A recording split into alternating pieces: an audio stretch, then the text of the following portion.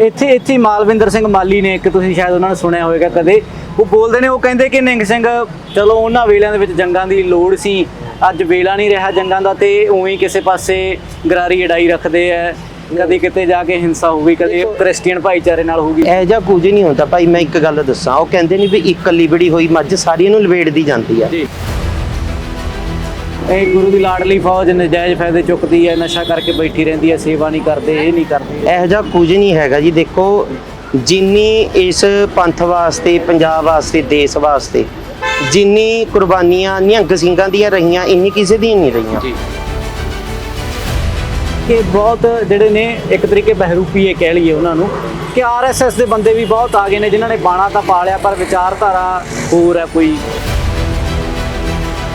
ਨਿਹੰਗ ਸਿੰਘਾਂ ਦੀ ਬੋਲੀ ਵੀ ਉਹ ਕਹਿੰਦੇ ਨੇ ਵੀ ਲੋਕਾਂ ਦੀਆਂ ਬੋਲੀਆਂ ਤੇ ਖਾਲਸੇ ਦਾ ਬੋਲਾ ਹੈ, ਨਹੀਂ ਆਪਣੇ ਬੋਲੇ ਆ। ਆਪਾਂ ਚਾਹ ਕਹਿੰਦੇ ਆ, ਨਿਹੰਗ ਸਿੰਘਾਂ ਨੂੰ ਪੁੱਛ ਲਿਓ, ਹਮੇਸ਼ਾ ਢਿੱਡ ਫੁੱਕਣੀ ਬੋਲੋਗੇ। ਇੱਕ ਅੱਖ ਨਹੀਂ ਹੈਗੀ, ਨੇਤਰਹੀਣ ਹੈ ਹਨਾ, ਤਾਂ ਉਹਨੂੰ ਕਹਿ ਦਿੰਦੇ ਆ ਵੀ ਲੱਖ ਨੇਤਰਾ ਸਿੰਘ। ਇੰਜਣ ਹੁੰਦਾ ਤੇਜਾ ਸਿੰਘ ਕਹਿੰਦੇ ਆ ਜੀ। ਅੱਛਾ, ਤੇਜਾ ਸਿੰਘ ਦੇ ਇਹ ਸਰਦਾਈ ਤੋਂ ਸ਼ੁਰੂਆਤ ਕਰ ਲੈਂਦੇ ਆ। ਇਹ ਵੀ ਅੱਡ ਹੈ ਕੋਕਾ ਕੋਲਾ ਨਾਲੋਂ ਜਾਂ ਹੋਰਾਂ ਡਰਿੰਕਾਂ ਨਾਲੋਂ। ਕੀ ਖਾਸ ਬਾਬਾ ਜੀ ਇਹਦੇ ਵਿੱਚ ਕੀ ਪੈਂਦਾ ਪਹਿਲਾਂ ਤਾਂ? ਉਹਦੇ ਵਿੱਚ ਆਪਾਂ ਪਾਉਂਦੇ ਆ ਬਦਾਮ, ਖਸਖਸ, ਮਗਜ਼। ਬਦਾਮ ਨੂੰ ਅਗਰ ਆਪਾਂ ਨੇ ਤਸੀਰ ਨੂੰ ਠੰਡਾ ਕਰਨਾ, ਉਹਨੂੰ ਸਰਬ ਲਓ ਦੇ ਵਿੱਚ ਜਾਂ ਮਿੱਟੀ ਦੇ ਭਾਂਡੇ 'ਚ ਵਰਤੋ। ਸਾਡੇ ਸਰੀਰ ਨੂੰ ਅੱਜ ਦੇ ਟਾਈਮ 'ਚ ਆਇਰਨ ਨਹੀਂ ਮਿਲ ਰਿਹਾ। ਤੁਸੀਂ ਸਬਜ਼ੀ ਬਣਾ ਕੇ ਇਹਦੇ ਵਿੱਚ ਸਬਜ਼ੀ ਪਾ ਕੇ ਦੇਖੋ, ਅੱਧੇ ਖਾਂਦੇ ਹੀ ਤੁਹਾਨੂੰ ਪਤਾ ਲੱਗੂਗਾ ਵੀ ਸਰਬ ਲਓ ਦੇ ਤੱਤ ਆ ਰਹੇ ਆ ਖਾਣੇ 'ਚ। ਮਨੂਵਾਦ ਦੀ ਆਪਾਂ ਗੱਲ ਕਰੀਏ ਨਾ, ਉਸ ਟਾਈਮ ਸਾਰੇ ਨੇ ਨਾ ਵੰਡਿਆ ਹੋਇਆ ਸੀ ਜਾਤਾਂ ਦੇ, ਧਰਮਾਂ ਦੇ, ਕੰਮਾਂ ਦੇ ਆਧਾਰ ਤੇ। ਮਤਲਬ ਹੁਣ ਆਪਾਂ ਜਿੱਦਾਂ ਦੇਖੋ ਲਾਈਏ ਵੀ ਉਹਦੇ ਵਿੱਚ ਗੁਰਬਾਣੀ ਦੇ ਵਿੱਚ ਵੀ ਗੁਰੂ ਸਾਹਿਬ ਨੇ ਕਿਹਾ ਵੀ ਖੱਤਰੀ, ਬ੍ਰਾਹਮਣ, ਸੂਦ, ਵੈਸ, ਉਪਦੇਸ਼ ਚੋ ਵਰਨਾ ਕੋ ਸਾਂਝਾ।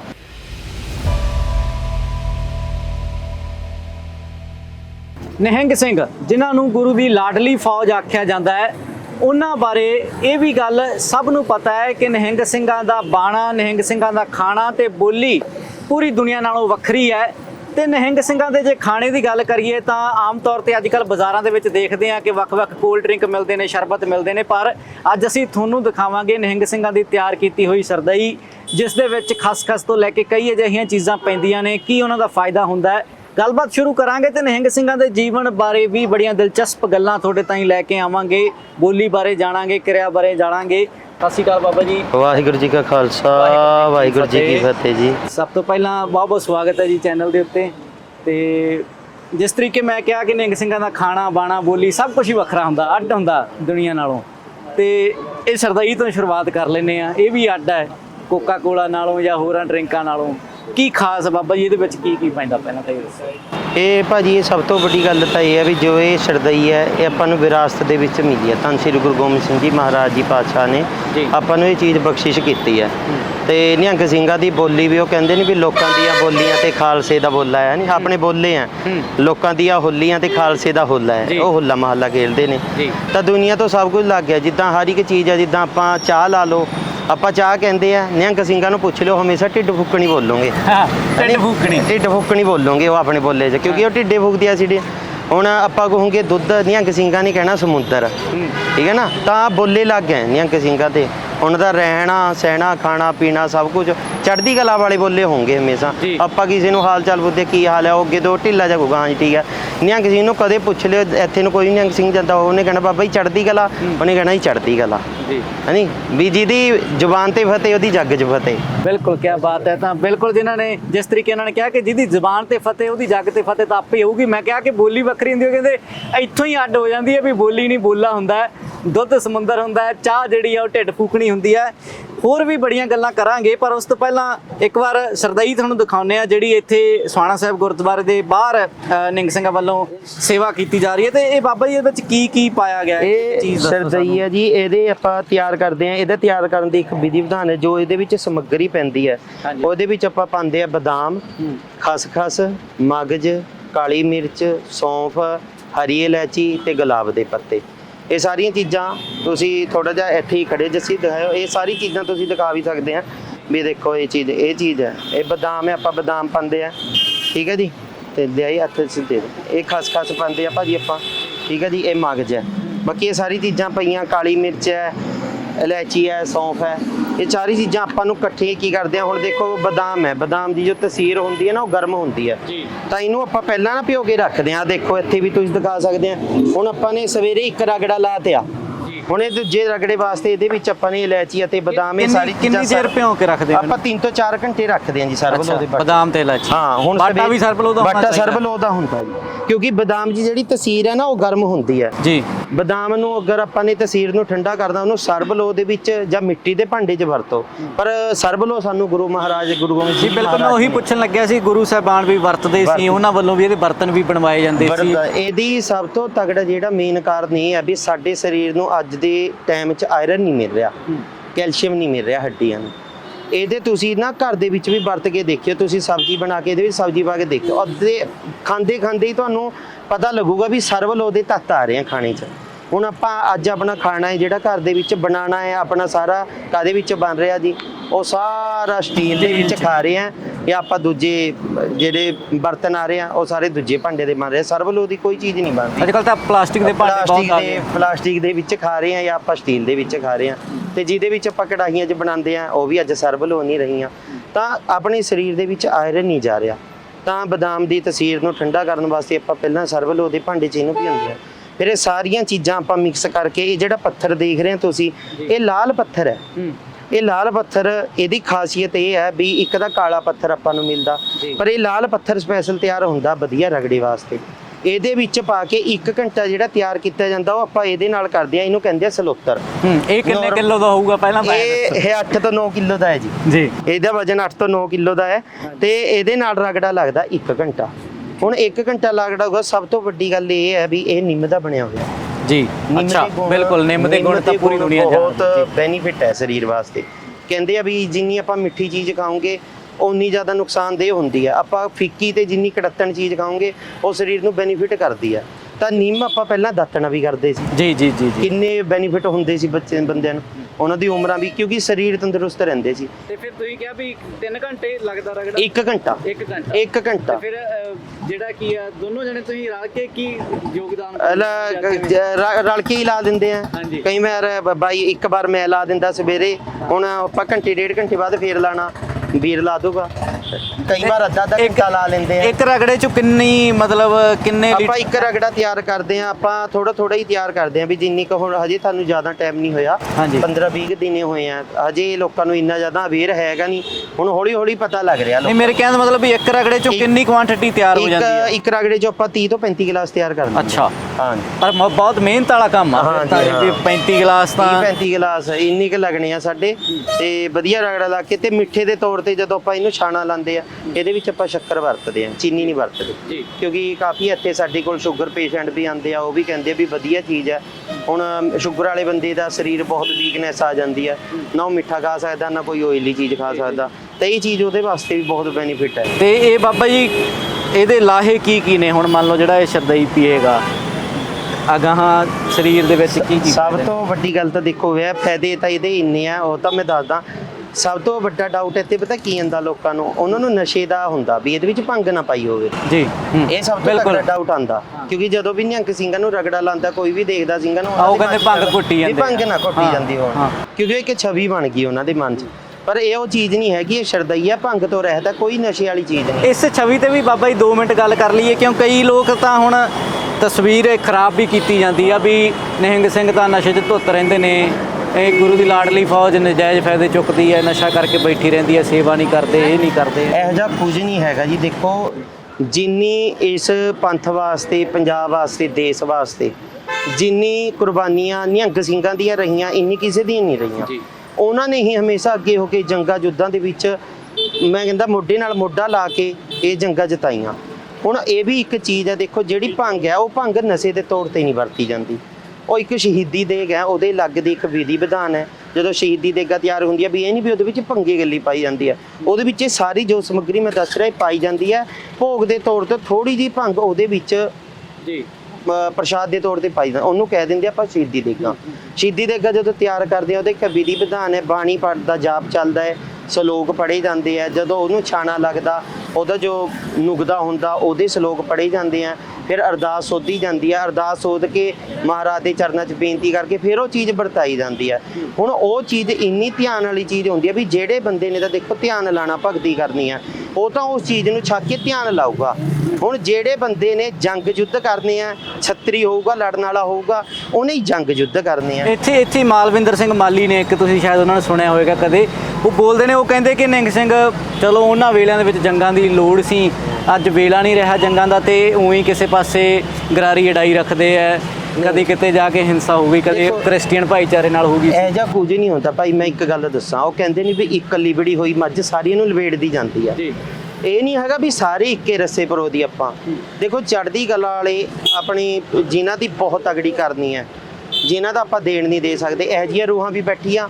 ਤੇ ਸਿੰਘਾਂ ਨੂੰ ਭੰਡਣ ਵਾਸਤੇ ਵੀ, ਨਿਹੰਗ ਸਿੰਘਾਂ ਦੇ ਭੰਡਣ ਵਾਸਤੇ ਕੁਝ ਇਹੋ ਜਿਹੇ ਅਨਸਰ ਵੀ ਵੜ ਜਾਂਦੇ ਆ ਵਿੱਚ, ਵੀ ਉਹ ਬਾਣਾ ਪਾ ਕੇ ਤਾਂ ਲੱਗੂਗੇ ਵੀ ਇਹ ਨਿਹੰਗ ਸਿੰਘ ਹੈ, ਪਰ ਅੰਦਰੂਨੀ ਬਹੁਤ ਕੁਝ ਗਲਤ ਹੁੰਦਾ ਹੈ। ਠੀਕ ਹੈ ਨਾ, ਉਹ ਭੰਡਣ ਵਾਸਤੇ ਹੁੰਦੇ ਆ। ਹੁਣ ਇਹੋ ਜਿਹੀ ਕੋਈ ਚੀਜ਼ ਨਹੀਂ। ਉਹ ਵੇਲਾ 'ਚ ਦੇਖੋ ਜੰਗਾਂ ਯੁੱਧਾਂ ਦਾ, ਜੇ ਮਹਾਰਾਜ ਨੇ ਸਾਨੂੰ ਬਾਣੀ ਅਤੇ ਬਾਣਾ ਬਖਸ਼ਿਆ ਤਾਂ ਉਹਦੇ ਤੇ ਪਰਪੱਖ ਤਾਂ ਅੱਜ ਦੇ ਟਾਈਮ 'ਚ ਅਗਰ ਆਪਾਂ ਦੱਸੀਏ, ਸਭ ਤੋਂ ਵੱਡੀ ਜਿਹੜੀ ਦਾਤ ਹੈ ਮਹਾਰਾਜ ਨੇ ਸਾਨੂੰ ਬਾਣੀ ਅਤੇ ਬਾਣਾ ਬਖਸ਼ਿਆ, ਉਹਨੂੰ ਵਿਰਾਸਤ 'ਚ ਸਾਂਭਿਆ ਕਿਨੇ? ਨਿਹੰਗ ਸਿੰਘਾਂ ਨੇ। ਇੱਕ ਤੁਸੀਂ ਗੱਲ ਕੀਤੀ ਬਹੁਤ ਸੋਹਣੀ ਤੇ ਠਰਮੇ ਨਾਲ ਤੁਸੀਂ ਜਵਾਬ ਦਿੱਤਾ ਕਿ ਬਹੁਤ ਜਿਹੜੇ ਨੇ ਇੱਕ ਤਰੀਕੇ ਬਹਿਰੂਪੀਏ ਕਹਿ ਲਈਏ ਉਹਨਾਂ ਨੂੰ, ਕਿ ਆਰਐਸਐਸ ਦੇ ਬੰਦੇ ਵੀ ਬਹੁਤ ਆ ਗਏ ਨੇ ਜਿਨ੍ਹਾਂ ਨੇ ਬਾਣਾ ਤਾਂ ਪਾ ਲਿਆ ਪਰ ਵਿਚਾਰਧਾਰਾ ਹੋਰ ਹੈ ਕੋਈ। ਪਹਿਚਾਣ ਕਿਵੇਂ ਕਰੀਏ ਬਾਬਾ ਜੀ, ਜਿਹੜਾ ਆਮ ਬੰਦਾ ਜਿਹਨੂੰ ਨਹੀਂ ਪਤਾ, ਕਿਵੇਂ ਪਹਿਚਾਣ ਕਰ ਸਕਦਾ? ਦੇਖੋ ਪਹਿਚਾਣ ਦੀ ਤਾਂ ਭਾਜੀ ਇਹ ਗੱਲ ਹੈ, ਉਹਨਾਂ ਦੀਆਂ ਗੱਲਾਂ ਹੀ ਦੱਸ ਦਿੰਦੇ ਆ, ਸਮਝ ਰਹੇ? ਹੁਣ ਦੇਖੋ ਜਿਹੜਾ ਬੰਦਾ, ਹੁਣ ਜਿਹੜੇ ਬੰਦੇ ਨੇ ਕਹਿੰਦੇ ਵੀ ਕਦੇ ਓੜਾ ਹੀ ਨਹੀਂ ਪੜਿਆ, ਉਹਨੂੰ ਓੜੇ ਵਾਲੇ ਦਾ ਕੀ ਮਤਲਬ ਪਤਾ ਲੱਗੂਗਾ ਵੀ ਇਹ 35 ਏਕੜੀ ਕੀ ਹੈ। ਜਿਹੜੇ ਰਾਤੇ ਉਹ ਬੰਦਾ ਕਦੇ ਗਿਆ ਨਹੀਂ, ਉਹ ਤਾਂ ਆਦਾ ਤਾਂ ਉਹਨੂੰ ਪਤਾ ਹੀ ਨਹੀਂ ਹੈਗਾ।